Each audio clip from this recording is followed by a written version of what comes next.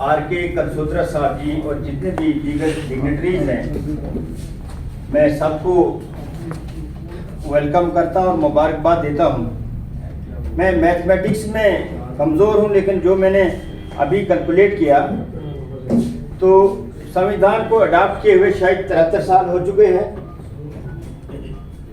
और 26 नवंबर 1949 में, और इसको इम्प्लीमेंटेशन को 1 साल कम है, यानी 72 साल हो चुके हैं। जिनको हम कमेमोरेट कर रहे हैं, मैं 5 ही मिनट में सारी बात खत्म कर दूंगा। उनके साथ हर चीज़ एक्सट्रीम हुई है, हर चीज़। कुछ मैं इसको कुदरत को भी इल्ज़ाम नहीं लगाऊंगा। उनको जो गुर्बत थी वो भी एक्सट्रीम थी। उनके साथ जो अजियतें हुई, जो तकलीफें हैं, जो सजाएं हुई इनको सोशल स्ट्राटा को लेकर, वो भी सबसे ज़्यादा हुई। और इतना सारा होने के बावजूद जो परेशानी भी सबसे ज़्यादा हुई, उनके 4 बच्चे उन्होंने कुर्बान किए हैं हम लोगों के लिए। 4 बच्चों का इलाज नहीं करा पाए, 4 बच्चों की देखरेख नहीं कर पाए। और मेरे ख्याल में इससे ज़्यादा कोई परेशानी का आलम यह भी है कि इंतहा हुई उनके साथ, एक्सट्रीम हुई। और इतना सारा एक्सट्रीम्स और इंतहा और सबसे ज़्यादा ये चीज़ें होने के बावजूद उन्होंने भी पढ़ाई भी एक्सट्रीम कर दी, जितनी किसी ने नहीं कर दी थी। और अब देखें, इस वक्त हम जो बोल रहे हैं, हम उनकी बदौलत बोल रहे हैं। हमने जो पढ़ा है, कुछ छोटा मोटा जो सीखा है, उनकी बदौलत सीखा। ऐसा भी वक्त था 1950 से पहले कि कुछ समाज के वर्ग को तो बच्चों को जिंदा रहने का ही हक नहीं था। यहाँ बांटी जाती है 72 साल में। अब देखिए, अब ये भी एक इंतहा की तरफ ही जा रहा है कि जैसे जैसे हमारे साल आगे बढ़ते जा रहे हैं, वैसे ही संविधान पर प्रहार भी बढ़ते जा रहे हैं, इस पर अटैक्स भी बढ़ते जा रहे हैं। और कहीं ऐसा ना हो कि ये भी एक इंतहा की, एक एक्सट्रीम की तरफ न चले जाए कि संविधान बहुत ही ज़्यादा कमज़ोर हो जाए। तो इसलिए मेरी सबसे ज़्यादा गुजारिश है कि हमारी एक अपील होनी चाहिए कि कॉलेज और यूनिवर्सिटीज़ में संविधान को पढ़ाने का प्रोविजन बुक्स में होना चाहिए। और हम जितने भी लोग बैठे हैं या जो यहाँ पर नहीं भी आए हैं, कम से कम हर एक की तरफ से एक बाइट या अपने फ़ोन में ये रिकॉर्डिंग बनाकर संविधान के प्रति इसको महफूज रखने के लिए एक चीज़ बाहर सोसाइटी में जानी चाहिए।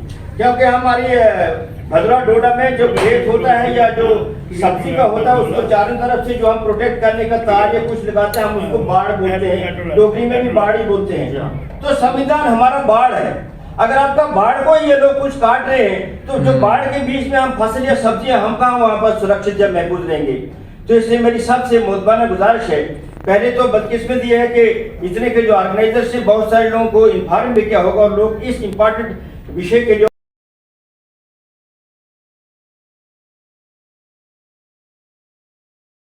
हिंदुस्तान में, भारत में, कि हमें बलादरियों के नाम लेने पड़ते हैं जो कि पूरे वर्ल्ड में कहीं नहीं है।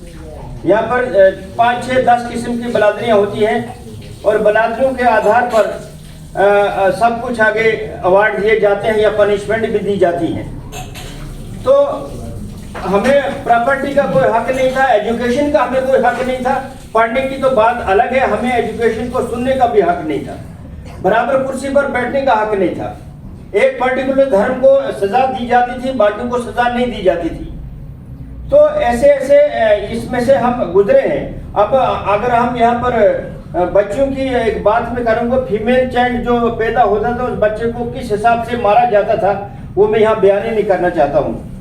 तो बहुत सारी चीज़ें हुई हैं और इन सब चीज़ों को ये जो सोसाइटी में ये डिस्क्रिमिनेशन थी, और डिस्क्रिमिनेशन इतनी थी कि मार ही दिया जाता था।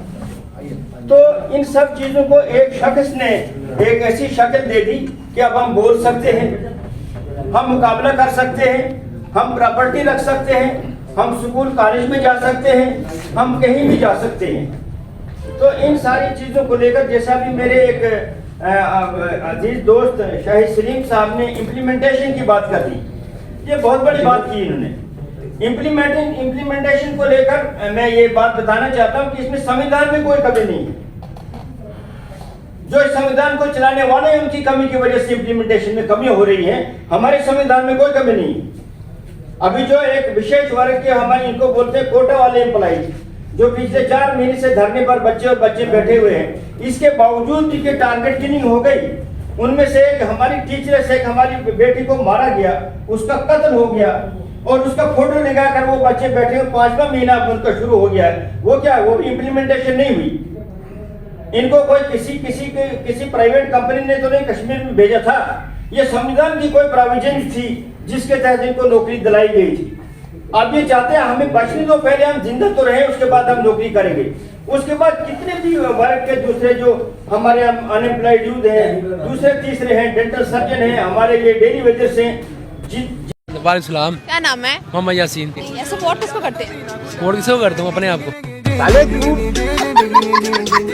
बहुत सारा पैसा आ जाए आपके पास तो सबसे पहले क्या चीज करेंगे? क्या चीज करूँगा? गरीबों का घर बनाऊंगा। चूतिया मत बनाओ लोगों को। मुझे लगता है जब पैसा आएगा ना, आपकी नीयत बदल जानी है। नहीं बदलती, गंदी नीयत हो जानी है, लालची हो जाना है आपने। पैसे वैसे ही बहुत हैं। वो तो है, और ज्यादा आ जाए। और ज्यादा आ जाए तो क्या करेंगे? दोस्तों को खुश करेंगे। वाह क्या एक्टिंग कर रहा है। खैर मुझे बताएं, सर्दी पसंद है, गर्मी पसंद है? दोनों। एक तो सर्दी, वैसे गर्मी। प्यारी समझ।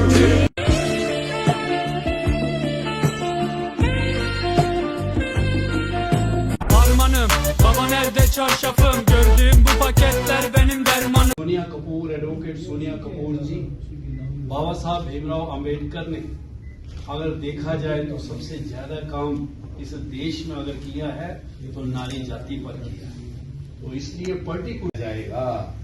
बाबा साहब ने कॉन्स्टिट्यूएंट असेंबली में बोलते हुए बिल्कुल स्पष्ट अक्षरों में कहा है कि संविधान चलाने वाले लोग अगर इस देश के ईमानदार हुए तो ये संविधान best of the world document होगा, और अगर संविधान चलाने वाले लोग ईमानदार नहीं हुए तो ये constitution best constitution of the world होगा। आज सेलिब्रेशन करने के साथ साथ हमारे जो स्पीकर यहां बोलेंगे वो ये भी डिबेट करेंगे कि कितना अचीवमेंट हुआ है, कितनी इक्वालिटी आई है, कितना जस्टिस प्रोवाइड हुआ है, कितनी फ्रेटर्निटी मिली है, कितनी लिबर्टी मिली है।